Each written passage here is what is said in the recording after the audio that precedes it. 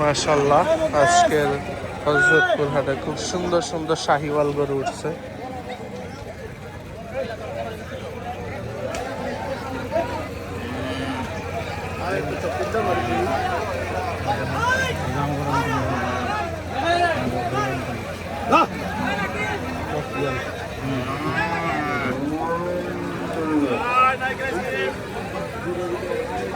মাশাআল্লাহ, প্রত্যেকটা শাহিওয়ালই দেখার মতো।